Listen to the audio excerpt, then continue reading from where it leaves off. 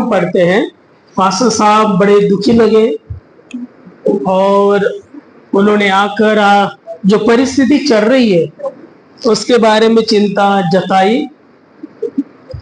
और आपको यदि समय मिलता है तो न्यूज़ भी सुनते जाओ, यानी फेसबुक व्हाट्सएप से समय मिला तो वहां से समय मिलना बड़ा मुश्किल जाता है ना। तो संसार में क्या चल रहा है यह हमें नहीं पता होता, तो थोड़ा सा न्यूज़ सुनो। कुछ वचन मैं आपके सामने रखता हूँ। एक्चुअली मेरा ये मैसेज नहीं है, पास्टर साहब जो बोल रहे हैं और जो दुख वो यहाँ पे मुझे समझा रहे थे, बता रहे थे क्या चल रहा है, इसके ऊपर से मुझे कुछ वचन आए याद। इसको मैं कभी ना नेक्स्ट टाइम, या पास्टर साहब को बोला कि नेक्स्ट टाइम मैं इसके ऊपर मैसेज दूंगा कि second coming of Jesus Christ and what will be the all the positions and what is our duty.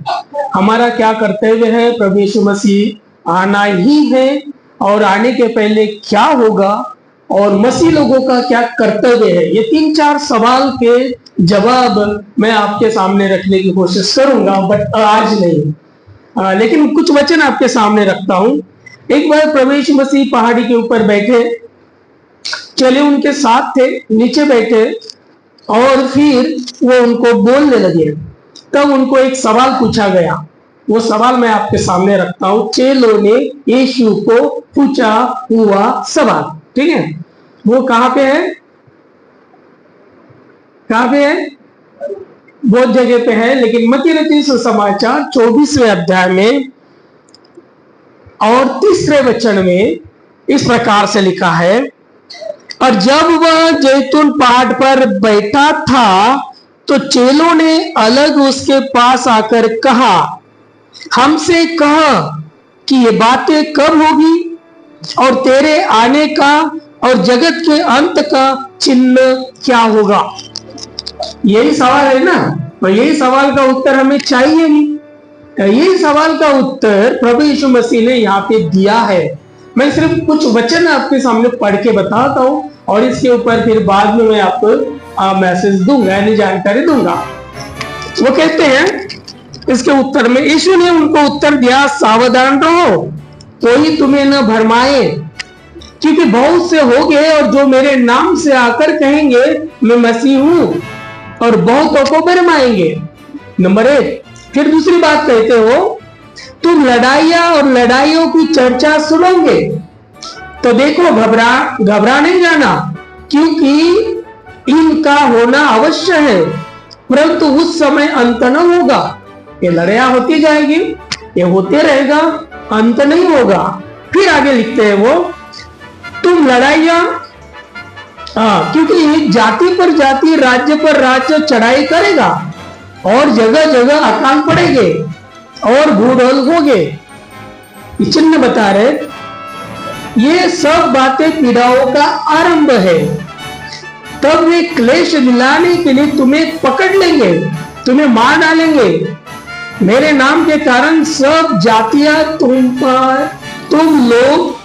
जातियां के लोग तुमसे बैर रखेंगे, तब बहुतेरे ठोकर खाएंगे और एक दूसरे को पकड़वा देंगे और एक दूसरे से बैर रखेंगे। और बहुत से झूठे भविष्यवक्ता खड़े होंगे और बहुतों को भरमाएंगे, और अधर्म के बढ़ने से बहुतों का प्रेम ठंडा हो जाएगा, परंतु जो अंत तक धीरज रखेगा उसी का उद्धार होगा।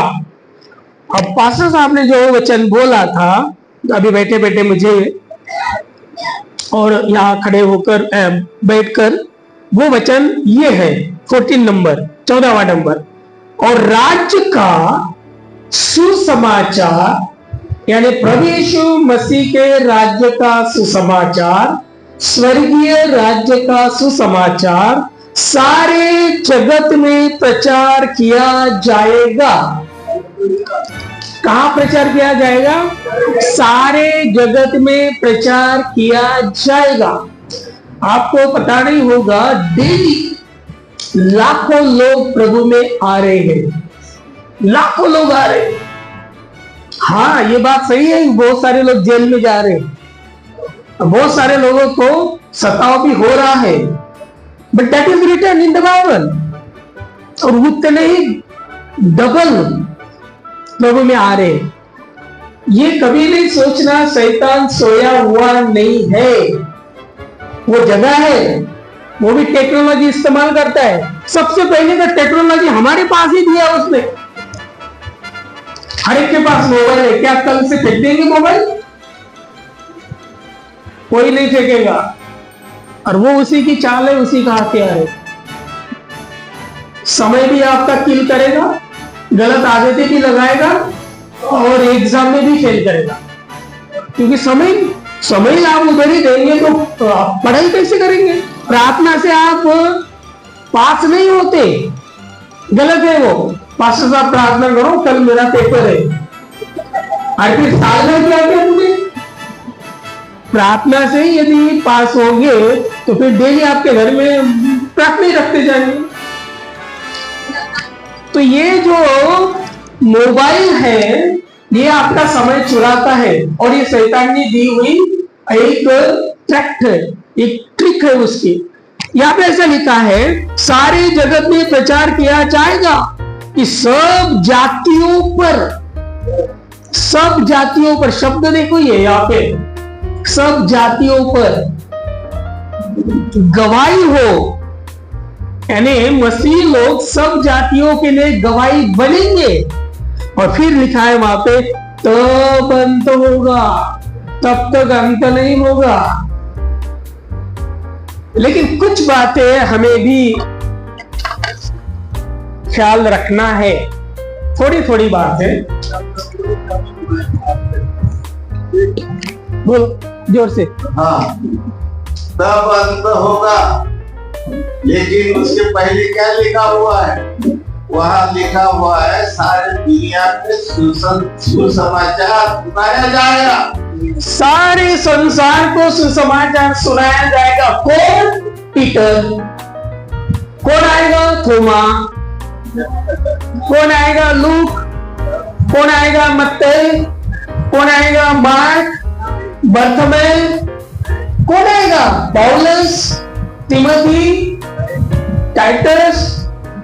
अरे भाई, बड़े कर जाएंगे, आप लोग जाना है, कम से कम एक व्यक्ति को। लेकिन सुसमाचार प्रचार करते वक्त कुछ बातें ख्याल में रखना बहुत जरूरी है। आज के जमाने में और आज हमारे भारत देश में कभी किसी को बुरा ना कहे, बाइबल नहीं बताती किसी को बुरा नहीं करना।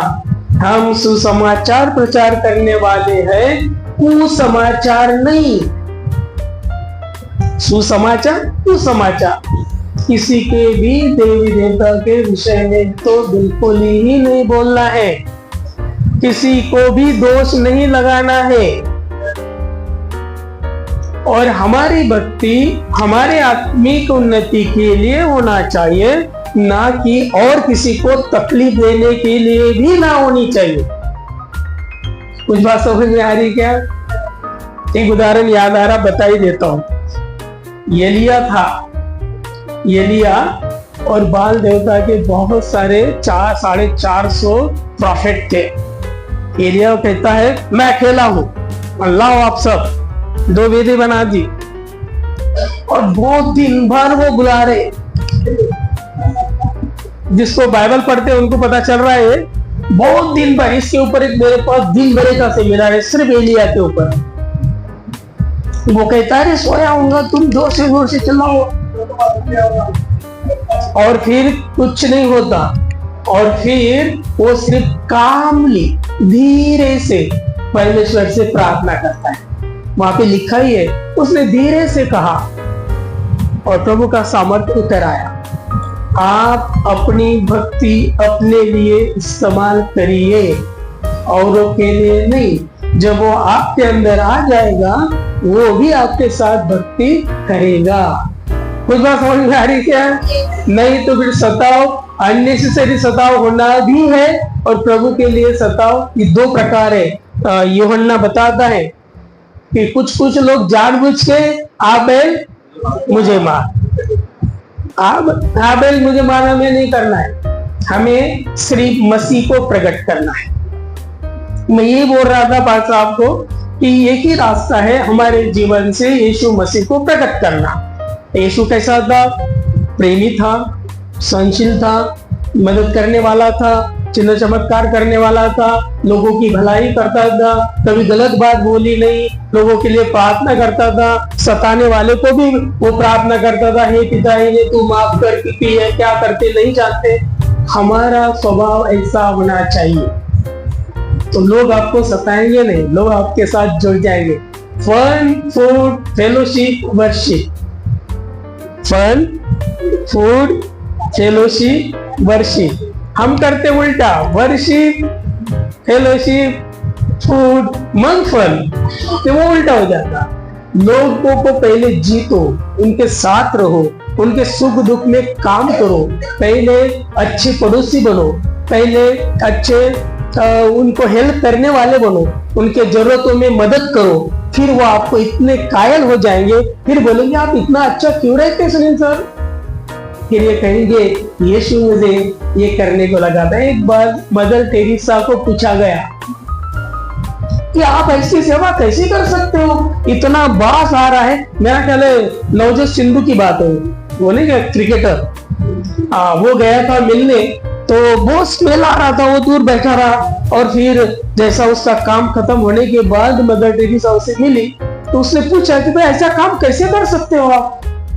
तो मदर टेरेसा ने कहा क्या बताओ, बोले मैं जब भी पेशेंट को मैं पट्टी बांधती हूँ, जख्म धोती हूँ और उसको मलहम लगाती हूँ, मुझे उसमें यीशु दिखते हैं, और मैं जब यीशु दिखते हैं तो मैं वो स्मेल मुझे समझ में नहीं आता, मुझे यीशु का ही सुगंध दिखता है। क्या ऐसा होता है कभी आप लोगों की हेल्प करते हो? करते हैं? नहीं करते तो फिर मैं ये कहूंगा, नहीं करते तो प्रभु के पास लोग कैसे आए? प्रभु नहीं दिखेगा आपके जीवन से तो लोग भी नहीं आएंगे। तो इसलिए सारे संसार में सुसमाचार जाना है तो हमें ही बदलना है। किसको बदलना है? हमें ही बदलना है। हम बदले, संसार प्रभु के पास आएगा। चलो ये थोड़ा सा सोच आई थी पास्टर साहब के थॉट के वजह से, मेरा ऐसा ही एक आधा पॉइंट मिला तो मुझे भी हम चले जाते हैं। लेकिन मैं ये चाहता हूँ कि रेवलेशन की किताब जो पवित्र शास्त्र में, आइए हम उसको खोलते हैं। रेवलेशन की किताब यानी क्या बोलते हैं उसको हिंदी में? प्रकाशित।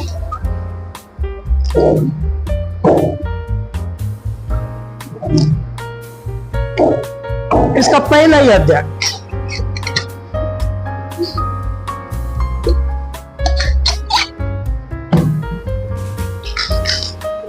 चालू कर देना उसको। इसका पहला ही अध्याय, और मैं पिछले टाइम भी पहले अध्याय से आगे नहीं गया था, और क्या करूं, वो किताब ही ऐसा है। इस रेवलेशन की किताब में 66 बुक्स बाइबल के पूरे भरे हैं। एक एक वचन के ऊपर आधा आधा पौन घंटा बताया तो भी कम गिरेगा, और वो किताब पढ़ना बहुत जरूरी है। इसमें 3 कालों की जानकारी है। 3 कालों की, पहले क्या था, यूहन्ना के समय क्या था, और आने वाले तक प्रभु यीशु मसीह फिर से वापस आएंगे तब तक क्या क्या होने वाला है, ये दर्शन के रूप में बताया था। लेखक आप जानते हैं, मैं थोड़ा थोड़ा आगे जाऊंगा। लेखक यूहन्ना है, समय उसका 94 से लेकर 96 एडी में हुआ ये किताब लिखा गया। उसके पहले सभी प्रकार के यीशु के चेले मर गए थे। कुछ बात समझ में आ रही है? यीशु के चेले मर गए थे। थोमा भारत में मरा, थोमा भारत देश में आया था, उसके साथ बर्थमेल भी 2 बार आके गया। यूरोप में अलग गए, अफ्रीका अलग गए, पूरे सारे संसार में। इसीलिए प्रभु यीशु मसीह के चेलों को देखकर लोग कहते थे, ये देखो सारे संसार का, दुनिया का उलट पुलट करने वाले लोग। उस वक्त रास्ते नहीं थे, उस वक्त मोबाइल नहीं था, उस वक्त लेटर भी नहीं थे, उस वक्त कम्युनिकेशन का कोई भी काम नहीं था। पैदल जाते थे लोग, नाव में बैठकर जाते थे लोग। और तब उस वक्त के जमाने में सारे खंडों में यीशु का सुसमाचार प्रचार किया गया 11 लोगों ने। एक तो मर गया था, फिर उसके मथानियस दूसरा एक ले लिया था, लेकिन वो तो नया नहीं था, यीशु के साथ ज्यादा उसके संबंध नहीं थे। 11 लोगों ने, बाद में पौलुस आया, यीशु का चेला नहीं था, यीशु से डायरेक्ट मिलने के बाद वो चेला बना। इन 11 लोगों ने सारे संसार को बदल सकते हैं, सारे संसार को सुसमाचार सुना सकते हैं। तो आज तो सभी प्रकार की सुविधा है, रास्ते है, ट्रैक्स है, बाइबल है, बाइक है ना, और ये टेक्नोलॉजी है। और इसलिए मैंने कहा डरो मत, लाखों लोग प्रभु के पास आए। बाइबल में एक और वचन आया, एक वचन ऐसा है, उसने अपने लोगों को पहले ही चुन रखा है। इफिसियों की पत्री 1 अध्याय 4 वचन में लिखा है, सृष्टि बनाने के पहले ही मैंने तुम्हें चुन रखा है। और जो चुने हुए लोग हैं चारों ओर बैठे हैं। जब भी आप बीज लेके उनके पास जाएंगे, वो बिल फुलने लग जाएगा, वो एक्सेप्ट कर लेंगे। कुछ बात समझ में आ रही है? तो ये होगा ही होगा। वचन में लिखा है सारे सृष्टि को सुसमाचार प्रचार किया जाएगा, किया ही जाएगा, सबको पता चलेगा। और इसीलिए रेवलेशन के किताब में ये वचन आएगा, मैं बताता आपको। पतमस नाम के बेट के ऊपर यूहन्ना बूढ़ा होने के बाद एक बार तो उसको तेल में रोमी राज्य ने डाल दिया था, वो मरा नहीं।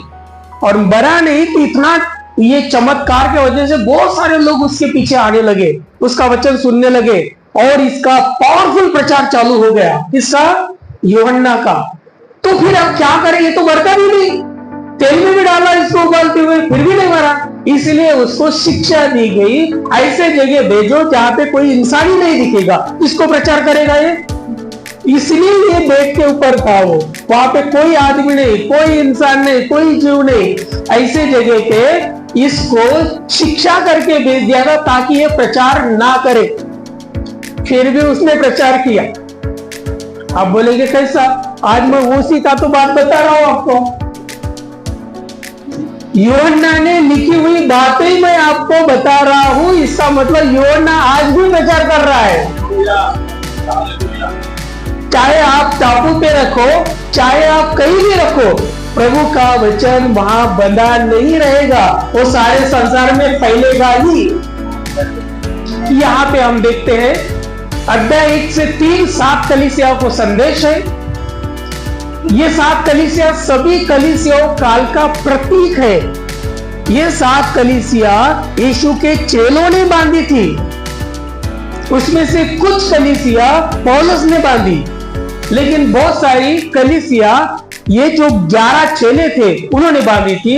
और वहां प्रभु का काम पवित्र आत्मा के द्वारा चल रहा था। अध्याय 4 में रैप्चर दुल्हन को किया गया। ये दुल्हन कहां पे लिखी है? देखिए रेवलेशन की किताब, इसका 19वां अध्याय 7वें वचन में देख लो, पढ़ लो जोर से। जल्दी जल्दी पढ़ना पड़ेगा इसके लिए। हाँ ओके।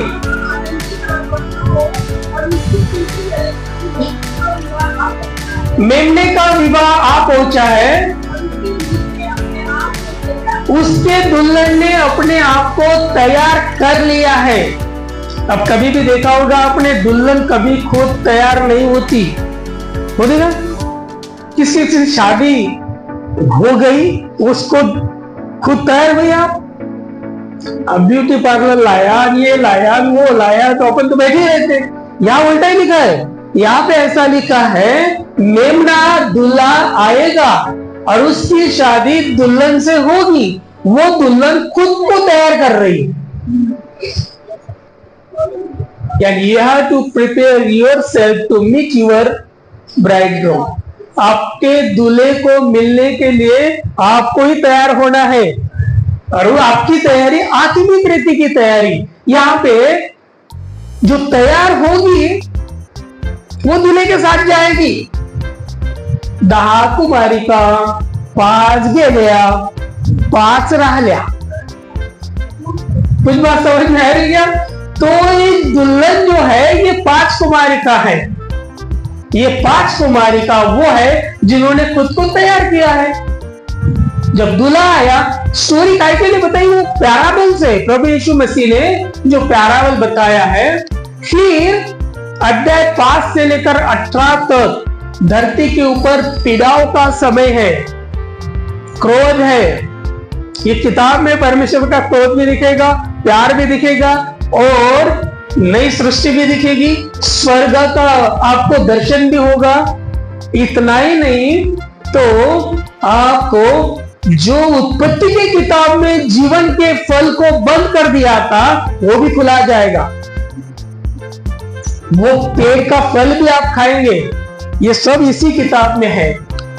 ट्रिब्यूलेशन पीरियड जो आएगा वो जो रैप्चर हो गए उनके ऊपर नहीं है। तो चौथे अध्याय के अंदर ही कलीसिया को उठा ली गई।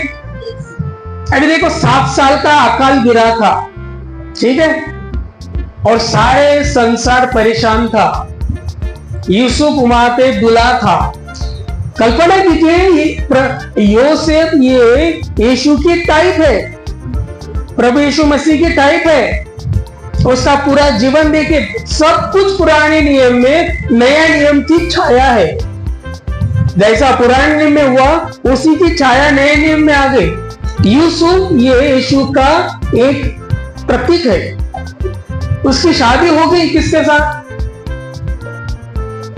और जब अकाल गिर रहा था, ये सब के सब 11 के 11 भाई आए भीख मांगने, अनाज मांगने कनान देश से मिस्र देश में। जब आए वहां दुल्हन नहीं थी। दुल्हन कहां थी? महल में थी। यूसुफ की दुल्हन कहां थी? महल में थी। वो अन्य जाति थी। आप भी तो, अब मैं भी तो अन्य जाति हूं, है कि नहीं? अन्य जाति का मतलब ये होता है जो यहूदी नहीं है लेकिन विश्वासी में प्रभु के लोग हैं। We are all the people of God. क्योंकि हम विश्वास से अब्राहम की संतान बने। और अब्राहम को 15वें अध्याय में 12वें अध्याय में कहा था तेरी संतान बढ़ेगी, मैं तुझे आशीषित करूंगा, और जो तुझे आशीष देगा मैं उन्हें आशीष दूंगा, और तेरे वजह से सारी जाति आशीषित होगी। तो हम आशीषित हुए। हम विश्वास से अब्राहम के पुत्र बने और हम उसके दुल्हन बने। तो हमारे ऊपर अकाल कहां से आएगा? अब रोमियो की पत्री इसका पहला 8वां अध्याय पहला वचन पढ़िए। रोमियो की पत्री पहला अध्याय 8वां वचन।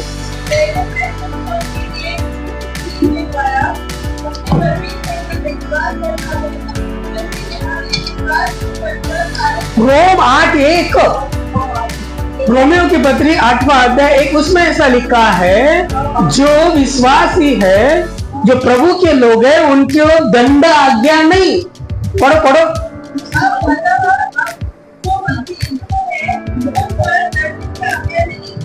किसको दंड की आज्ञा नहीं? जो मसीह यीशु में है उनको दंड की आज्ञा नहीं, लेकिन मसीह यीशु में रहना है तभी आपके नाम मेमने के किताब में लिखे जाएंगे। जब मेमने की किताब में नाम है, आपके ऊपर दंड की आज्ञा नहीं, आप यीशु के साथ राज्य करेंगे। ऐसा लिखा है रेवलेशन की किताब में 20वें अध्याय में ऐसा लिखा है कि हम उसके साथ राज्य करेंगे। आगे बढ़ता हूं। ये ट्रिब्यूलेशन पीरियड खत्म हो गया। उसके बाद अध्याय 9 यीशु का दूसरा आगमन है, मेमने का ब्याह है। 19:7 हमने पढ़ाई है। सेकंड कमिंग ऑफ जीसस, यीशु मसीह का दूसरा आना, और वो 20वें अध्याय में दिया। वो 1000 साल तक राज्य करेगा। 1000 साल तक किसके साथ करेगा? किसके साथ राज्य करेगा? देख लीजिए 20वें अध्याय में चले गए, मैंने तो डायरी पे लिख दिया, वहां पे 20 बात है और 4-5 वचन पढ़ लीजिए, आपको पता ही चलेगा कौन कौन राज्य करेगा उसके साथ। रेवलेशन की किताब ये लगती है पढ़ने को थोड़ी भारी, लेकिन है बड़ी प्यारी है बड़ी प्यारी, उसमें इतना मजा आता है। देखिए नंबर 4 वचन पढ़िए।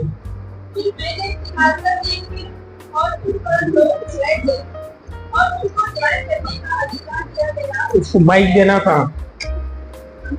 देना था एक्चुअली, मैं पढ़ता हूं तो देखो। फिर मैंने इस सिंहासन देखे और उन पर लोग बैठ गए और उनको न्याय करने का अधिकार दिया गया, और उनकी आत्माओं को भी देखा जिनके सिर यीशु के गवाही देने और परमेश्वर के वचन के कारण काटे गए थे, और जिन्होंने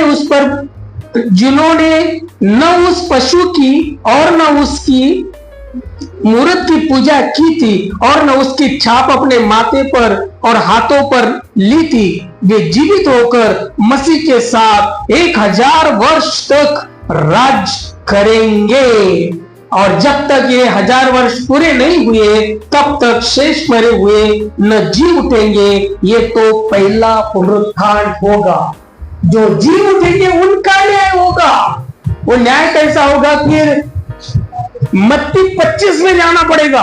मत्ती 25 में फिर वो न्याय करेगा। वो कहेगा लेफ्ट वाले,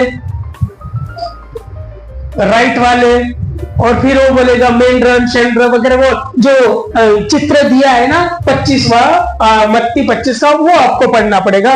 तब आपको ये सेकंड लोगों के लिए होगा जो उठे लिए जाएंगे, लेकिन जो दुल्हन है वो तो महाल में अपने पति के साथ राज करे। कितना सौभाग्य होगा यदि हम सब यीशु के साथ अनंत काल के लिए भी, और वो 1000 साल इस पृथ्वी के ऊपर। This is not in the स्वर्ग से पुढे आहे, 21व्या अध्यायामध्ये आहे मग पुढचं राज्य अनंत काळचं। अध्याय 21 से 22 अनंत काल की शुरुआत होगी।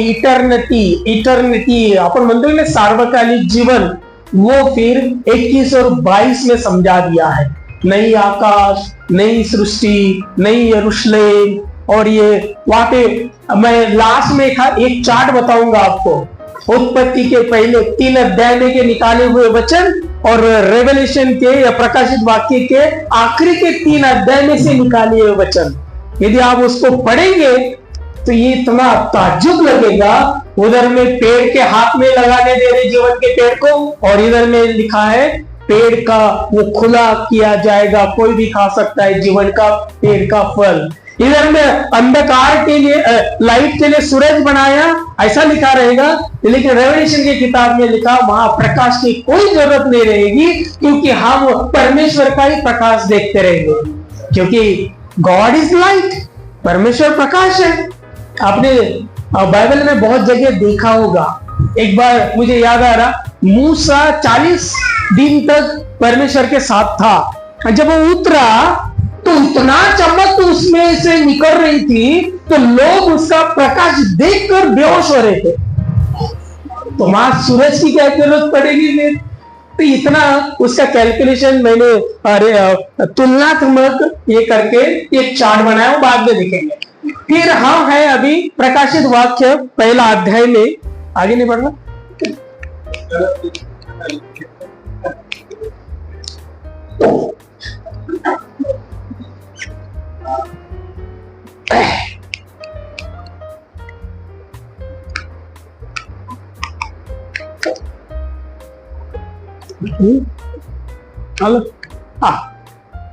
यहाँ ये प्रकाशित वाक्य का विभाजन मैंने किया। जो तूने देखा उसी के अंदर है, ये मैंने कहीं से कोई किताब से खींचने की जरूरत नहीं, वहीं लिखा है। वो वचन भी दिए मैंने 19 जो तूने देखा 9 से लेकर 20 वचन में ये बातें आई है। महिमा में यीशु का दर्शन है,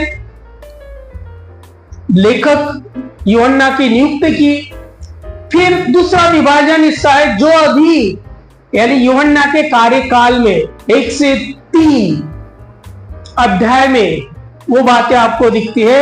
आज और यूहन्ना का कार्यकाल दूसरा अध्याय से लेकर तीसरे अध्याय के 22 वचन तक जो अभी है। एक्चुअली ये प्रकाशन स्वर्गीय पिता ने प्रभु यीशु मसीह का प्रकाशन यीशु को दिया। यीशु ने स्वर्गदूत को बताया, स्वर्गदूत ने यूहन्ना को बताया, यूहन्ना ने आपके लिए मेरे लिए लिख छोड़ा, लिख के रखा। वही पवित्र आत्मा काम कर रहा है और वही पवित्र आत्मा आपको मदद करेगा ये समझने के लिए, क्योंकि ये पवित्र आत्मा में जाकर यूहन्ना ने लिखा, आत्मा ने उसे समझाया क्या लिखना है।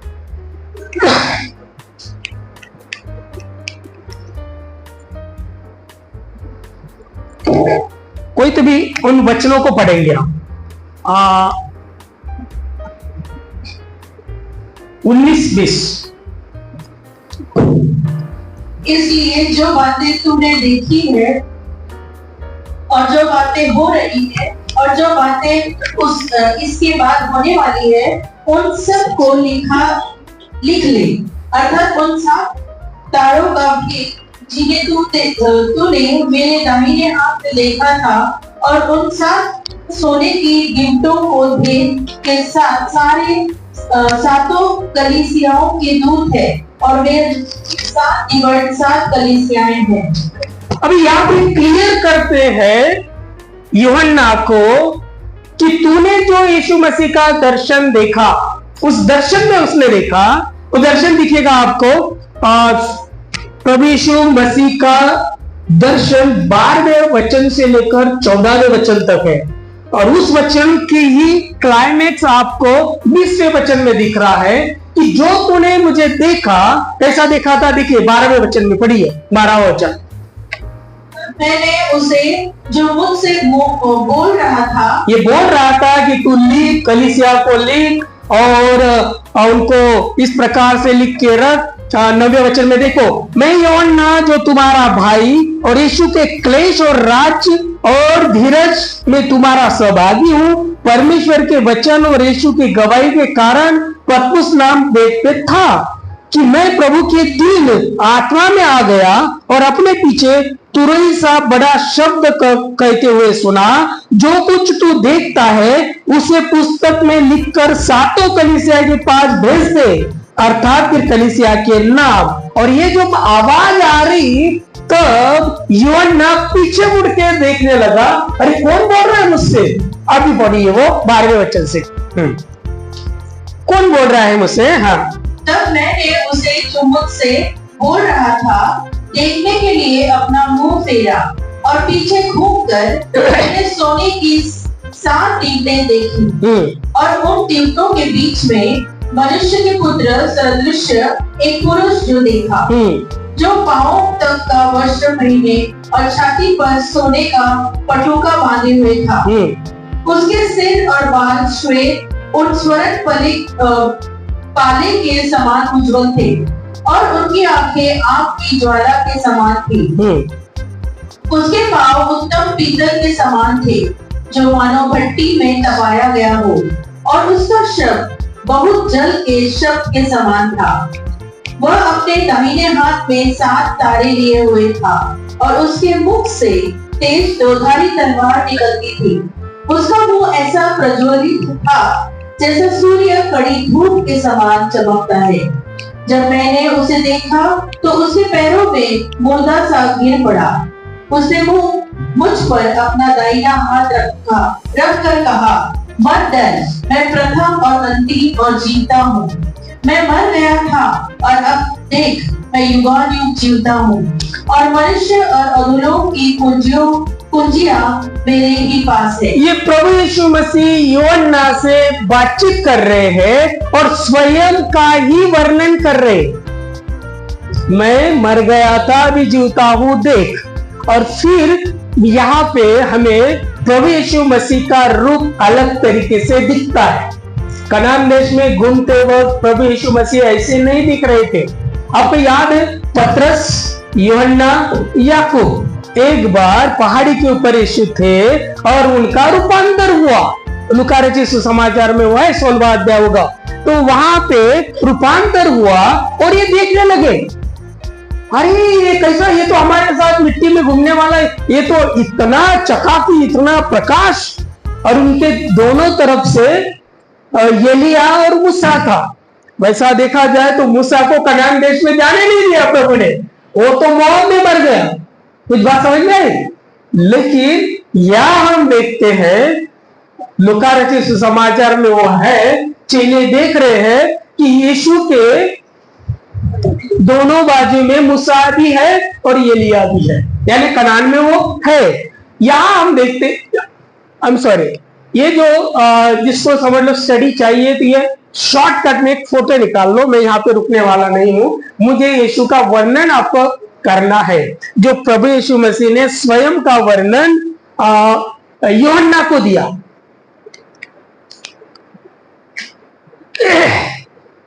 पतमस नाम का बेट आपको ढूंढना है यहां पे।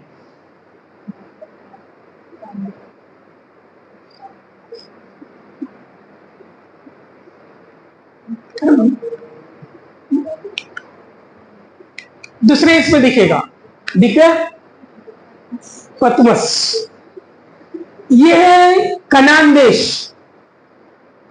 यरूशलेम से प्रचार स्टार्ट हुआ, सबसे पहले गलीतिया प्रांत में हुआ, फिर मकोदनिया में और फिर माइनर आसिया में। और ये माइनर आसिया में ये 7 कलीसिया इस्टेब्लिश हुई। ये पौलुस रहता था साइप्रस में, साइप्रस में रहकर यरूशलेम में जाकर विश्वासियों को मारता था। और जब वो दिमश्क जा रहा था उस वक्त उसको प्रभु ने दर्शन दिया। फिर ये साइप्रस से होते हुए सबसे पहले मिशनरी जर्नी इसने स्टार्ट की। ये जितनी भी रेड लाइन दिखती है ये पौलुस की जर्नी है। लेकिन उससे पहले 11 चेलों ने यहाँ पे ये कलीसिया अलग अलग जगह पे स्टार्ट कर दी थी। यहां था ये पतमुस में यूहन्ना, और वो लिख रहा है इन कलीसियाओं को। आगे में दिखेंगे कलीसिया, थोड़ा सा इनका भी दर्शन ले ही लो, बड़ा अच्छा लगता है। इस चित्र में जब ढूंढ रहा था तो एक अलग फीलिंग आती थी मुझे कि क्या प्रभु इनको कितना मुसीबत में भी तू इस्तेमाल किया। हम तो सर सब कुछ एसी गाड़ी रखते हैं अपने घर है ना, एसी गाड़ी क्या क्या नहीं अपने पास, फिर भी काम देखो जीरो। और इनके पास ना आदमी दिख रहा है, ना खाने को दिख रहा है, ना कुछ दिख रहा है, फिर भी प्रभु उनको आत्मा के द्वारा चला रहा है। स्वर्गीय फूड, वो एलिया की, एक एलिया के बारे में सिखाऊंगा मैं, और सेमिनार लेना पड़ता एक दिन का। लोग बुलाते, अभी जा रहा पुणे में सेमिनार है एक दिन का, तो ये पूरा एलिया के लाइफ के। चलो तो ये प्रभु का दर्शन देख रहे हैं, जो भी अब 12 से 17 वचनों में हमने जो पढ़ा ना, प्रभु यीशु मसीह स्वयं के बारे में बता रहे, तो आवाज आई और वो देखने लगे, लिख रहे, ये कलीसिया है, माइनर आसिया एरिया है ये। इसको ज्यादा ये नाम लिखे हैं मैंने, 7 कलीसिया के नाम। ये पिछले टाइम हुआ था ना, हाँ, इसलिए मैं थोड़ा आगे यीशु का वर्णन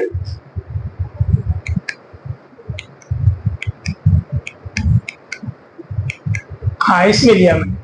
वहां पे ऐसा लिखा है, उसके दाहिने हाथ में 7 तारे हैं। व्हाट इज 7 तारे?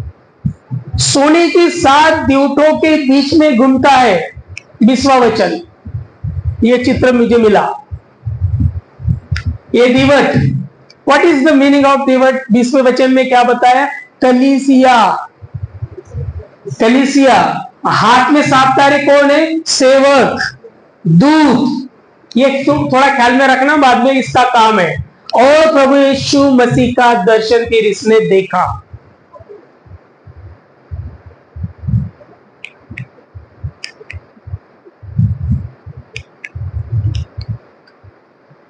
यीशु के दर्शन के 4 मुख्य बातें हैं। यीशु मसीह का मानवीय रूप, यीशु मसीह का दैवीय रूप और असाधारण यीशु का स्वर्गीय रूप। पांव तक श्वेत वस्त्र पहने थे, इसका मतलब होता है वो कंप्लीटली होली। सफेद कपडे, सफेद रंग पवित्रतेचं लक्षण आहे। आणि फिर जब यूहन्ना ने मुड़ के देखा तो उसको सर से लेकर पांव तक सफेद जगह में देखा, यानी ही वॉज होली, पवित्र। वो याजक, याजक का काम होता है मीडिएटर का काम, परमेश्वर और लोगों के बीच में खड़ा रहने का काम। यानी ये दर्शाता है कपड़ों से कि प्रभु यीशु मसीह सभी मानव जाति के परमेश्वर के सामने मीडिएटर है, वो पवित्र है। और वो पवित्र है, इसीलिए आपका उनका पवित्र लहू से सभी लोग शुद्ध हुए। ये उसका मीनिंग होता है। उसके बाद सोने की पट्टू का क्या दर्शाता है? राजा का रूप, सोना, किंग। राजाओं के पास ही सोना रहेगा ना, he is a king of king. इसलिए मार्क कहता है कि वो राजाओं का राजा है, प्रभु यीशु मसीह। और अनंत काल का उसका राज्य इस सोने के पट्टी से का विवरण है जो यूहन्ना को दिख रहा। उसके बाद तीसरी बात देखी, उनका सर सफेद, बाल उनके समान। आपको पता है, कभी देखा होगा आपने, पुराने जमाने में जो जज रहते थे वो सफेद एक टोप पहनते थे, उसके ऊपर बाल, सफेद बाल रहते नहीं क्या? जज, न्यायाधीश। यानी प्रभु यीशु मसीह न्यायी है, वो न्याय करेगा सारे संसार का। यूहन्ना ने जब देखा, ये सब रूप देख रहा है यूहन्ना यीशु मसीह के। वो पवित्र है, वो याजक है, वो उसका अनंत काल का उसका राज्य रहेगा, वो राजाओं का राजा है। इतना ही नहीं, वो न्यायाधीश भी है, वो सबका न्याय कर सकता है क्योंकि वो निष्पापी है। नंबर 4, उनकी आंखें आग के नाई जल रही थी। कौन देख रहा है? यूहन्ना देख रहा है। किसको देख रहे? प्रभु यीशु मसीह को देख रहे। उनकी आंखें कैसी दिखी उनको? आग के समान। यीशु मसीह की आग के समान आंखें थी क्या पृथ्वी पर? नहीं थी, लेकिन ये स्वर्गीय रूप है, वो उनकी आंखें आग के नाई। इसका मतलब वो सर्वज्ञानी है, सर्वन्यायी है, सब कुछ देख सकता है। उनके अनुयायी कौन है और उनके विरोधी कौन है, सब कुछ वो देख सकता है। देख लीजिए, वचन 7 पढ़िए, वचन 7। देखो, वह बादलों के साथ आने वाला है और हर एक आंख उसे देखेगी, वरन जिन्होंने उसे भेजा था वे भी उसे देखेंगे, और पृथ्वी के सारे कुल उसके कारण छाती पीटेंगे। हाँ, आमीन। जब वो आएगा तब अनुयायी भी वो पहचान लेगा, विरोधी भी पहचान लेंगे, सभी जाति के लोग वहां पे होंगे। और वो छाती पीटने वाली, या काळाच्या शेवटी आमचा प्रभु राजा येईल, ढगावर बसून भाव भक्तांचा पायी, पापी लोक पडू इच्छितील कुठे ठाव नाही, डोंगराला हाक मारती करा आमची सोई। वचन 7, ये वचन 7 में ही है, वैसा ही होगा। इस तरह यीशु मसीह की दिव्यता, शाही स्थिति और सर्वज्ञता को यीशु का रूप दर्शाता है जो यूहन्ना ने देखा, जो परमेश्वर के रूप में आकर संसार को न्याय और उद्धार देता है। आगे बढ़ता हूं। स्वर्गीय वर्णन 16-17 वचनों में दिया है। उनका दाहिना हाथ, उसमें 7 तारे यानी कलीसिया के दूत है। कलीसिया के दूत, कलीसिया के सेवक, सुवार्तिक प्रभु के सेवक, वचन प्रचार करने वाले, एवरी एंड ईच, वो खुदा का गौरव है, खुदा के सामने अनमोल है। ये देखिए दूसरा करीन 8:23 में भी लिखा है, रोम 10:15 में भी लिखा है, उसका हाथ देखा गया। हाथ कैसा है? पराक्रमी हाथ। यूहन्ना कहता है मैं मर गया, मैं गिर गया, उसने मुझे उठाया, शक्ति दी। यशाया की स्टोरी याद आ रही, वो भी परमेश्वर का रूप देखकर बेहोश हो गए थे, फिर इंगल लाके उसको मुंह को लगाया, उसको चेतना आ गई। परमेश्वर का हाथ हमें कहता है डरो मत, मेरा हाथ यदि तुम्हारे साथ है, डरने की बात नहीं। उसका हाथ कैसा है? संरक्षण का हाथ है, वो संरक्षण देता है। यूहन्ना 10:28 में लिखा है, याबेस की प्रेयर यदि आप देखेंगे, पहला इतिहास 4 अध्याय और 10वें वचन में भी ऐसा लिखा है। वो प्रार्थना करता है कि तेरा हाथ मुझ पर रख ताकि मैं बुराई से दूर रहूं। उसका हाथ हमें बुराई से भी दूर रखता है। उसका हाथ हम पर है तो विश्वास हमारा बढ़ाता है, संदेह, डाउट निकाल देता है। मत्ती 14:28-31 में भी लिखा है। पतरस की स्टोरी है, वो पानी पे चल रहा था, वहां का दृश्य है वो। एलिया, पहला राजा 19:5 40 दिन चलते गया, बेहोश होके सो गया। परमेश्वर का हाथ है, उठाता है, उठ और खा ले, तुझे और सफर करना है। यानी if God hands with us, तो हमें गौरव तो मिलेगा, डरने की बात नहीं रहेगी, हमारा संरक्षण भी होगा और हमारा विश्वास भी बढ़ेगा, संदेह नहीं रहेगा और हमें शक्ति भी मिलेगी और हम बुराई से भी बचे रहेंगे। उसका हाथ हमें, यदि हम उसके हाथ में है, खुदे हुए हैं, तो गिरने का डर भी नहीं रहेगा। यशाया 49:16 में लिखा है, मी तळहाती प्रभू येशूच्या माझिया भोवती हाताचे कुंपण, म्हणजे पडणारच नाही, हाताच्या मधात आहात तुम्ही। यानी मैं कहने का मतलब मेरा है, यूहन्ना ने उसका रूप देखा, जाना, समझा। आप भी यीशु को जानो, समझो और उसका महत्व जानो कि वो है कौन। यदि हम उसकी असलियत समझ जाते हैं, रियल उसका रूप समझ जाते हैं, तो हमें सुकून मिलता है, हम सुरक्षित रहते हैं। अरे है ना यीशु मेरा, मुझे किसी बात का डर नहीं, कौन मुझे खुदा से अलग करेगा। रोमियो की पत्री इसका 8वां अध्याय 36-37 में लिखा है, 36 या 37 वचनों में, हमें परमेश्वर के प्रेम से कौन अलग करेगा? कोई भी नहीं करेगा, उसको नहीं पड़ेंगे हम। उसके हाथ पर रहने से उसकी योजनाएं हम पर प्रकट वो करेगा। हम यदि खुदा के हाथ में रहते हैं, यीशु का दर्शन सही रीति से यदि हम समझ जाते हैं और खुदा से हमारी क्लोज रिलेशन बन जाती है, तो हमें वो अपने रहस्य प्रकट करता है। कभी अपने दास से कोई बात छुपा के नहीं रखता, वो मूसा से कोई बात छुपा के नहीं रखी। अरे सदोमा गोमरा का नाश करना है, लेकिन मैं मूसा को बताऊंगा, मैं उससे छुपा के कैसा रख सकता हूं। दानियल कहता है, सब शास्त्री पुरुष जितने भी ज्ञानी लोग थे उस बाबेल के, किसी को उसका स्वप्न का अर्थ मालूम नहीं था। और राजा कहता है तुझे ही मालूम है, वो कहता मुझे भी मालूम नहीं, ये तो परमेश्वर रिवील करेगा, परमेश्वर बताएगा, क्रेडिट भी नहीं लेता। यानी यदि उसका हाथ आपके ऊपर है तो रहस्यमय बातें आपको पवित्र शास्त्र की आपको समझ में आएगी, वो समझाएगा।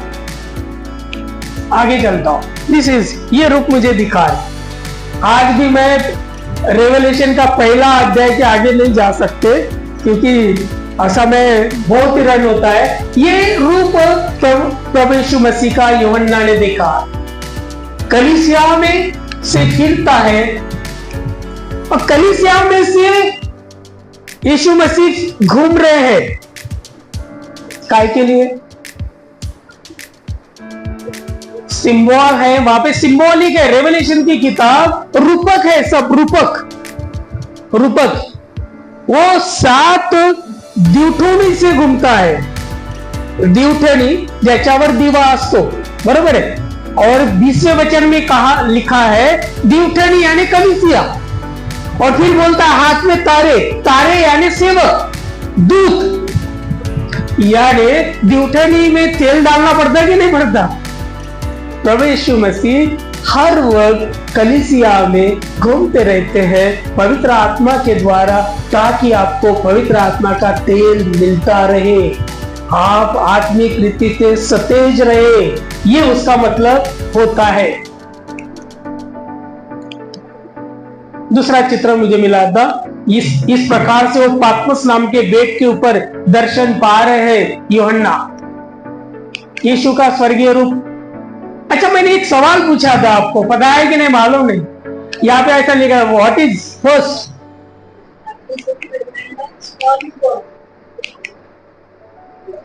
तो ये सवाल भी यही छोड़ दूंगा मैं, और 8 दिन लूंगा। मैंने चित्र डाला है, इससे आप क्लियर कर सकते हैं व्हाट इज फर्स्ट, पहले क्या। कभी बताया था आपने? तो बोला भी नहीं। अरे आज हम बताते हैं करके हमने 8 दिन इसके ऊपर स्टडी की, ऐसा कुछ नहीं बोला। आपको मालूम है, ये भूल गए तो अच्छी बात है, लेकिन मैं भूलता नहीं, मैंने डाल दिया था कभी इसी ये चित्र मैंने लिखा है यहाँ पे। ये पेड़ बताया है, पत्तियां बताई है, फल बताए हैं, और उसको नाम भी मैंने दिए हैं। आपको डिसीजन लेना है फर्स्ट क्या। इसी पर से वो 3 जो बताए थे मैंने, new birth, baptism and repentance, पहले क्या आएगा। जिसको ये समझ में आया वो समझ गया सब, उसको प्रॉब्लम ही नहीं आएगा। बार बार उसको सामने आके हाथ ठेबाजी बोलना ही नहीं पड़ेगा, क्योंकि already he is full with the holy spirit, because already he got the holy spirit and he knows that I am the temple of that holy spirit. नहीं समझा तो फिर मंदिरापासून किती चक्रा मारत दुसरा, फरक काहीच नाही। ओके, आगे चलते। ये चित्र निकाला था मैंने, ये मुझे अच्छा मिला था। हाँ, तो ये मैं बाद में कभी बताएंगे तीनों प्रश्न का उत्तर, ठीक है। इफिसी कलीसिया, मेरी इच्छा है कि दूसरे अध्याय में मैं प्रवेश कर ही लूं, और 10 मिनट है, 10 मिनट में शॉर्ट में बताऊंगा, इसको रिपीट करूंगा, ठीक है। इफिसी कलीसिया को लिख, दूसरा अध्याय 1 से 7 वचन सिर्फ है वहां पे, 1 से 7 वचन। दूत है इसका, संदेशवाहक है सेंट पॉल, और इसका संदेश है विश्वास से उद्धार। ये नई आचा, पुराने नियम में उद्धार कैसे होता था? बलिदान पर्व, बलिदान पर्व। और आप लेवी की किताब में जाओ, गणना की किताब में जाओ, परमेश्वर इसको, मूसा को सब रूल्स रेगुलेशन देते हैं, ऐसा हुआ तो ऐसा कर, वैसा हुआ तो वैसा कर, वगैरह वगैरह। और लेकिन नए नियम में हम देखते हैं जब प्रभु यीशु मसीह आए, नई वाचा आई, और फिर चेलों ने चारों ओर से समाचार सुनाया, कलीसिया स्थापित हुई। और हम देखते हैं प्रेरितों के काम में 28 अध्याय है, 1 से 7 वचनों में पहला नेता जो उनका है पी से स्टार्ट होता है, उसका नाम। दूसरा नेता 8 से 13 अध्याय तक है, उसका भी नाम पी से चालू होता है। फिर 13 अध्याय से लेकर 28 वचन तक उसका एक दूसरा नेता आता है, उसका भी नाम पी से चालू होता है। याद रखने के लिए कितना इजी कर दिया, पी पी पी पी। बताओ फिर पहला नेता कौन सा होगा? पत्रस। दूसरा नेता कौन सा होगा? फिलिप। तीसरा नेता कौन सा होगा? पौलुस। और ये 28 अध्यायों में हम देखते कलीसिया की शुरुआत है, और चारों तरफ कलीसिया फैल रही है। अन्य जाति के लिए प्रचार नहीं है, और सभी चेले कह रहे सिर्फ यहूदी लोगों को ही वचन है, अन्य जाति को नहीं है। दर्शन आता है वहां पे पत्रस को, पौलुस को दर्शन मिलता है, और पौलुस की नियुक्ति होती है। मैं बहुत शॉर्ट बता रहा हूं और फास्ट जा रहा हूं। दर्शन मिलता है, पत्रस को बताता है सभी पवित्र है, सबको वचन है। और फिर पौलुस की नियुक्ति होती, वो मिशनरी जर्नीस करता है। 4 मिशनरी जर्नी पौलुस की है और वो ये बताता है विश्वास से ही तुम्हारा उद्धार है। अदरवाइज क्या था मालूम? खतना करो, खतना कहेंगे तो तुम है, नहीं तो नहीं। पत्रस कहता है झगड़ा हो गए, यरूशलेम में मीटिंग बैठी और वो कहे कि अन्य जाति के विश्वास रख रहे हैं तो उनको भी बोलो कि आप भी खतना करो, तो ये हमारे इसमें हम शामिल करेंगे, नहीं तो नहीं करते। फिर पौलुस ने वकीली की, पत्रस ने वकीली की और इसकी वजह से आपके पास मेरे पास वचन आया, नहीं तो वचन भी नहीं आता। कुछ बात समझ में? तो यहाँ पे ये नई वाचा दी गई। इफिसियों की पत्री में भी लिखता है, प्रेरितों का 13 से लेकर 15 अध्याय में आप एक काउंसिल देख सकते हैं और पौलुस का और पत्रस का वाद विवाद देख सकते हैं और वहां से फिर उसकी नियुक्ति देख सकते हैं। यीशु ने कहा मरकुस 11:22 में विश्वास से तुम्हारा उद्धार है। पत्रस कहता है प्रेरित 2:38 में, पत्रस कहता है 2:38 में और पौलुस कहता है रोमियो 10:9-10 में क्या कहता है? विश्वास से तुम्हारा उद्धार है। कभी ये ना कहना कि भाई तुम कपड़े पहनने से तुम्हारा उद्धार होगा, शैली रखने से होगा या फलाना ढिमकाना करने से उद्धार नहीं है। मैंने तो बड़े काम किए हैं, बिल्डिंग बांधी है और ये किया वो किया, कुछ नहीं। जब तक you are first believer and don't stay on the believer stage, be a follower. लक्षात आलं का काय म्हटलं मी? Don't be a believer only. अरे वा, अमरावतीवरून पाहुणे आलेले आहेत आणि ज्यांच्यामुळे मी नागपूरमध्ये आहे, जॉन इंगोले सर येऊन बसलेले आहेत। धन्य वाटते, बरं वाटते की ते या ठिकाणी बसलेले आहेत आणि त्यांच्यामुळेच मी आलो आणि त्यांनी यांच्याकडे पाठवलं होतं, त्यांच्या ऑफिस मधून यांच्या ऑफिस मध्ये। अशी माझी शुरुआतीचा प्रवास है। ओके, तो यहाँ पे हम देखते हैं ये सभी लोग, पत्रस कहते, यीशु कहते, पौलुस कहते, सब कहते विश्वास से ही तुम्हारा उद्धार होगा। इसलिए इस 2:8 में भी लिखा है तुम्हारे कर्मों से तुम्हारा उद्धार नहीं। काम तो कोई भी करेगा, जिसके पास बम वो काम करेगा, जिसके पास नहीं है तो विश्वास तो है। और यहाँ पे ऐसा लिखा है 10:9-10 में कि आप मुंह से कबूली करेंगे, दिल में विश्वास करेंगे, आपका विश्वास होगा। इफिसियों की कलीसिया इसी के ऊपर स्थापित की गई थी कि आपका उद्धार विश्वास से होगा और इसका सेवक का, दूत का सेंट पॉल। इसका कार्यकाल है 53 से लेकर 170 ईस्वीसन 170 तक।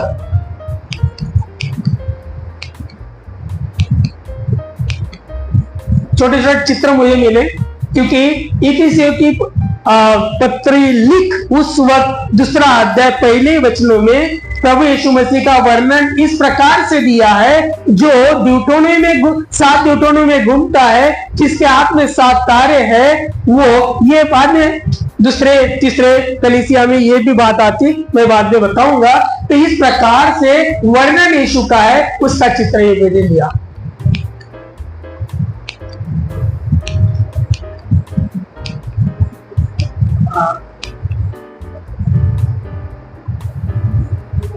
इतिस यहाँ पे एक कलीसिया है, ऐसी सैटेलाइट से दिखती है। कलीसिया की स्थिति आपको 2, 3 और 6 वचनों में दिखती है। 2 अध्याय उसी का 2, 3, 6 अध्याय में। बस 5 मिनट लेता हूं मैं, सिर्फ 5 मिनट इसको इतिस को खत्म करके बंद कर दो। क्या स्थिति है? God knows everything. हर एक कलीसिया की स्थिति खुदा जानता है। आपका मेरा स्वभाव खुदा जानता है, आपका मेरा दिल खुदा जानता है और आपके मेरे कार्य भी खुदा जानता है। लोगों को बताने की कोई जरूरत नहीं। He knows everything। जैसा हमने पहले इससे देखा, यीशु की आंखें आपके जैसे है ना, ताकि वो सब कुछ देखता है। लिख उसको। पढ़ बेटा दूसरा वचन। मैंने तेरे काम और तेरे परिश्रम और तेरे धीरज को जाना। प्रभु कह रहे हैं कि मैं तेरे काम, तेरे परिश्रम, तेरा धीरज, बुराई नहीं देखता। तू उसको परखता है, यीशु के नाम के लिए दुख भी उठाता है, यह मैं तुझे जानता हूं। मैंने जानबूझ के यहाँ पे मार्था मरिया लिखा है। मार्था बहुत काम कर रही थी। She was busy for the Jesus Christ and Maria was busy with the Jesus Christ. Now the people, today's people, more than busy for Jesus Christ, not with Jesus Christ. प्रभु यीशु मसीह के लिए busy बहुत है आजकल लोग, पर प्रभु यीशु मसीह के साथ कल है। फोन करो, कभी कहा है, अरे काय काम है, इतने काम है, बहुत अरे प्रार्थना के लिए, और समय नहीं मिलता प्रार्थना को, बाइबल पढ़ा करके उसको भी समय नहीं मिल रहा। और वो खाने वाले को बताना है, और वो टिकट लाना है, फिर वक्ता को बुलाना है, वो वक्ता को पैसे लगाना है। बिजी वो प्रोग्राम ओरिएंटेड पीपल बन गए। Should not be the program oriented, you should be the people oriented. आत्माओं को जीतने वाले बनो। फिशर्स ऑफ मैन बनने के लिए आपको बुलाया। लुका 10:38-40 में ये स्टोरी आ गई है। चेतावनी है हर कलीसियाओं को। देखिए, सातों कलीसियाओं को जब लेटर लिखा जा रहा है तो 4 बातें उसमें कॉमन है। कौन सी 4 बातें? पहली वो स्थिति बताते हैं कि आप कैसे हो। दूसरी बात वो चेतावनी देते हैं कि आप में गलती क्या है। तीसरी बात आपको सलाह देते हैं, आप ऐसा करो, यदि नहीं करते तो फिर क्या होगा ये बताते। ये 4 बातें हम सातों कलीसिया में देखेंगे। तो ये इफिसियों की कलीसिया। अब और एक बात बताना चाहता हूं, अभी भी यहाँ पे सभी कलीसिया के लोग बैठे हैं, जितने भी कलीसिया है, इफिसस, स्मुरना है, पेरगमन है, थुआतीरा है, फिलदेल्फिया है, लौदीकिया, सभी कलीसिया के लोग। ये कलीसिया नाम जो गिरे ये गांव के नाम है, ये गांव के नाम है, डिनोमिनेशन के नाम नहीं है। नागपुर की कलीसिया, गुमशी मुंशीची कलीसिया, गुमशी मुंशीची कलीसिया बरोबर, मोर्शी, सर्वात, सरशी असे ते पार्क म्हणत आपले। यानी क्या होता था बैप्टिस्ट मिशन में, एक इस प्रकार का शब्द यूज करते थे, अमरावती की कलीसिया। हाँ, अभी मैं गया था, हाँ खुदानपुर मेरे गया था मैं अभी। वहां पे जो ये आए थे वक्ता, उनको मैंने ओल्ड टेस्टामेंट सिखाया, वो कामड़े करके आए थे। और फिर अपना ये आए थे, क्या उसका नाम, आशीष शिंदे को ओल्ड टेस्टामेंट, न्यू टेस्टामेंट दोनों सिखाया। और फिर वहां पे बोलती कि अरे इन्होंने हमें सिखाया, इसकी वजह से आज हम इस पोजीशन पे। मैं बोस्टिंग के लिए नहीं बता रहा हूं, ये बता रहा हूं कहां दाने गिरे, कहां बीज गिरा, जो जॉन सर ने डाला, पास्टर साहब ने डाला, मुझ तक आया, और मैं कहां डाल रहा हूं। ये उसका ऐसा ही आपके साथ हो सकता है, ऐसा ही आपको करना है। एकदम से सब जगह हम जा नहीं सकते, लेकिन ऐसा ही दाने लेकर हम जा सकते हैं। क्या बता रहा था मैं? हाँ, चेतावनी, तू अपना पहला सा प्रेम छोड़ दिया है। This is a warning. हर एक लेटर में लिखा गया है कि तू कैसा है। अभी हम बहुत काम करते, परिश्रम करते, धीरज भी हमारे पास है, हमारे पास बहुत अच्छे गुण है, चर्च भी जाते हैं, दशांश देते हैं, पहले से आशीष भी बहुत पाई है, आत्मा से भी भरे हैं। ये वर्णन है कलीसिया का, इफिस के कलीसिया का। वो थे ही वैसे। पहली कलीसिया सिर्फ पवित्र आत्मा का ऑर्डर ही फॉलो करती थी। बाद में सब चेले मर गए, पौलुस भी मर गया, अलग अलग लोग घुस गए। घुसने के बाद अपने सोच उसमें डालने लगे, और फिर इसलिए वहां पे ऐसा लिखा है, तू अपना पहला सा प्रेम भूल गया। जब यीशु को आपने ग्रहण किया, आप रोए, आंखों से आंसू नहीं थम रहे थे, आपने पश्चाताप किया, आप पास्टर साहब के पास गए, किसी को पास गए, कबूल किया, और आपको ऐसा लगा सारी दुनिया एक तरफ और यीशु मेरा एक तरफ, मैं उसी के पीछे जाऊंगा। वो जो गाना है ना, आसाम के आदमी ने लिखा, the world is before me, the world is behind me, the cross is before me. वो पहला प्रेम है क्या अभी? ये बताओ, अभी है क्या? अभी फॉर्मेलिटी ज्यादा हो रही, रियलिटी कम हो रही। मैं पूरा इंडिया में घूमता हूं, अभी फॉर्मेलिटी, रियलिटी किधर है? अभी पश्चाताप है क्या? अभी दुख लगता है क्या आपको अपने पाप का? जब मैंने पठान इंस्टीट्यूट में मेरा जीवन दिया 1982 में, तो मैं टेरिस पे जाकर रोआ था। एक एक पाप को मैंने याद किया था, एक एक पाप को। सबसे पहले मैंने पेन चोरा था, वो पेन ही दिखता था मुझे मेरे गांव में, जब मैं 5वीं 6वीं में था, दिखता था मुझे वो पेन का कलर, और मैं रोया। मैंने कहा प्रभु हाँ, मैंने ये पाप किया। क्या हमारी स्थिति आज वैसी है क्या कि बार बार हम नफरत से भरे हैं, बार बार हम चिढ़ते हैं, बार बार हम दोष लगाते हैं? ये नहीं है। जब यीशु के पास आता है तो 2 कोरिन्थ 5वां अध्याय, आई थिंक तो 17वां वचन ना, कि हम नई सृष्टि बन जाते हैं। जब नई सृष्टि, पुरानी बातें कैसे लेके आएगी? पुरानी बातें हमारे जीवन में अभी भी है तो हमने पहला प्रेम छोड़ दिया है। ये इसी कलीसिया को परमेश्वर कह रहे हैं कि तू अच्छा है, काम भी बहुत अच्छा करता, परिश्रम भी है, धीरज है तेरे पास, बुरा नहीं है, तू बुराई को देखता भी नहीं, परखता है सच्चा क्या है बुरा क्या है, यीशु के नाम के लिए दुख भी उठाता है, लेकिन तेरा प्रेम कम हो गया है, पहले जैसा तू प्रेम नहीं करता। क्या इफिस के लोग यहां बैठे नहीं है? इफिस गांव का नाम था, डिनोमिनेशन का नहीं था। चारों ओर सभी 7 कलीसिया के लोग बैठे हैं और प्रभु यीशु मसीह दुल्हन को लेने आएंगे। किसको? क्योंकि बाइबल यही बताती है दुल्हन को लेने आएंगे। दुल्हन कहां है? दुल्हन कलीसियाओं में बैठी है, अलग अलग हर एक कलीसियाओं में। एक्चुअली देखा जाए तो डिनोमिनेशन बाइबल में कोई है ही नहीं, लेकिन हम ये कहते हैं फॉलोवर है, लेकिन अभी हो गए ठीक है, लेकिन हर एक जगह पे दुल्हन बैठी है।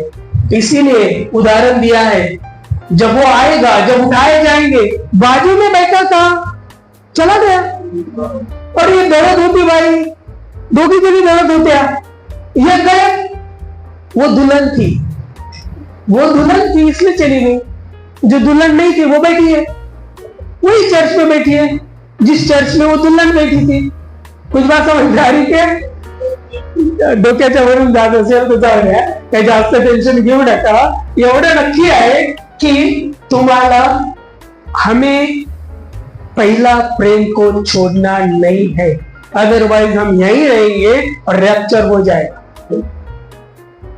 अध्याय 4 में जो बताया है, सलाह है कि इफिसियों की पत्री को चेत कर, सोच जागी हो, चेतिया कर, आपण म्हणतो चेता है कि सोया है, ऐसा बोलते की नहीं, यानी जाग कर देख, होश मध्ये ये। उदारा पुत्र गेला, होश मध्ये आला, तेव्हा वापस आला।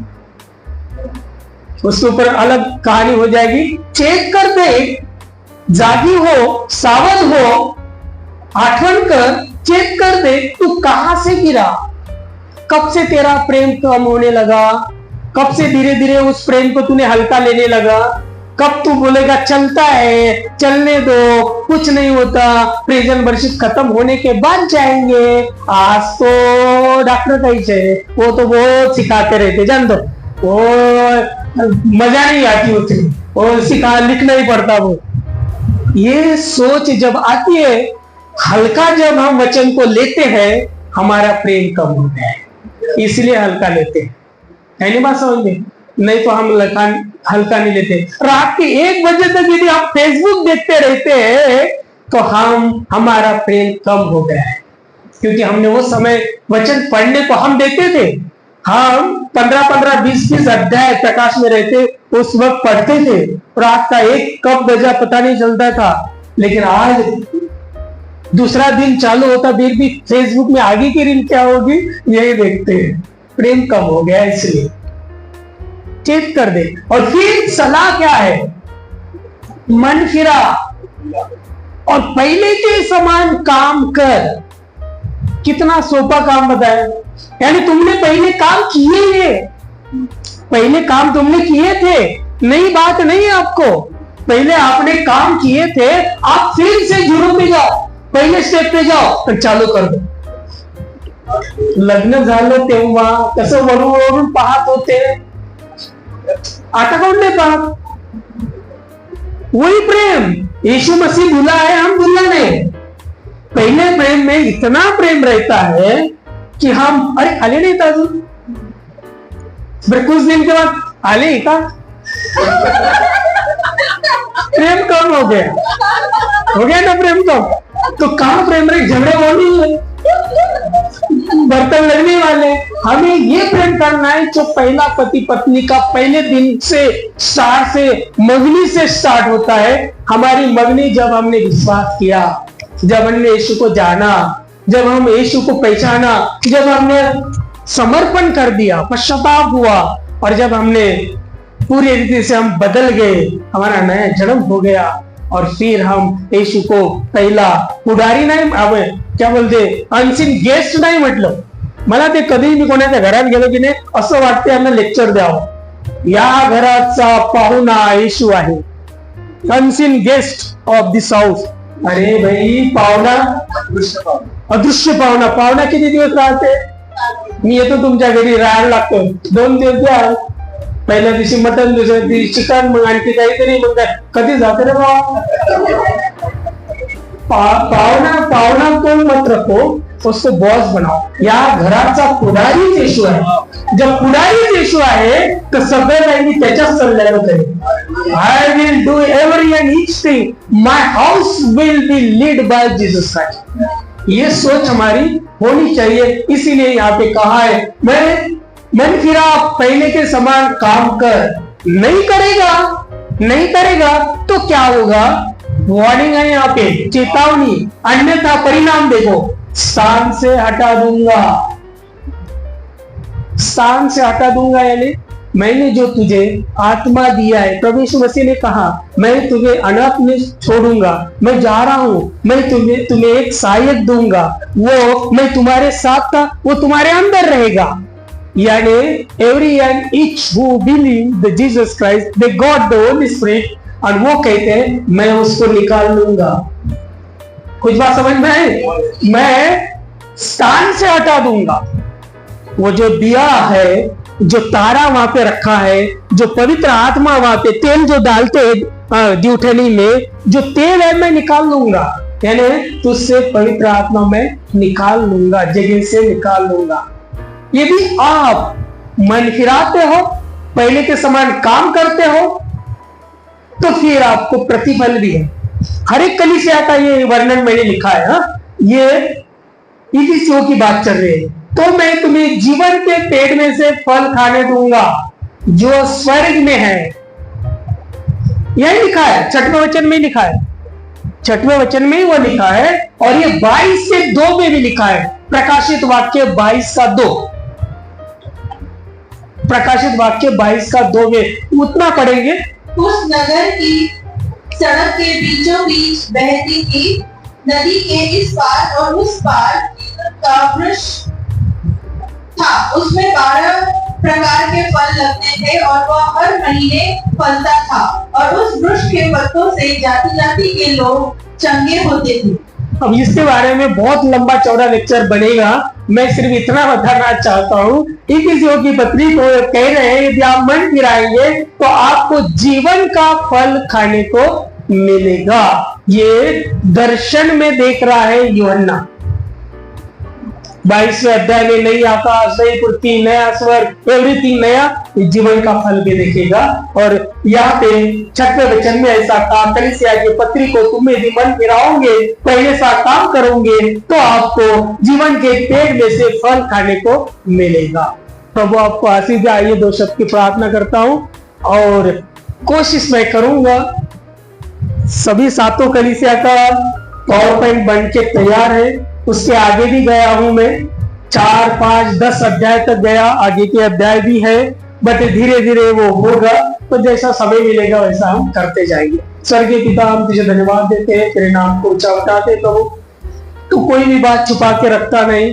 तेरे दास को यूहन्ना को पवित्र आत्मा के द्वारा वो बात बताई और उसने लिख कर रखा। आज तू हमें समझा रहा है कि आगे क्या होने वाला है, किस प्रकार से तेरा आना होगा, किस प्रकार से कलीसिया थी, किस प्रकार से उनकी गलतियां थी, किस प्रकार से उन्हें तूने सलाह दी। प्रभु आज यदि हमें भी ये कमियां हैं, यदि हमने पहला सा प्रेम छोड़ दिया होगा तो प्लीज करके हमें फिर से हमारे वो काम याद दिला जो हम करते थे। और स्वर्गीय पिता, हमारा प्रेम पहले जैसा तेरे साथ जो जुड़ा था वैसा ही प्रेम बनने दे। सभी सुनने वाले और सभी पढ़ाई करने वाले को उन्हें ज्ञान बुद्धि से भर दे और पवित्र आत्मा का मार्गदर्शन दे, ताकि ये तेरा अद्भुत ऐसा किताब जो यूहन्ना के द्वारा लिखा गया प्रकाशित वाक्य हम समझ सके। आगे का समय तेरा हाथ में सौंपते, यीशु के नाम से मांगते हैं।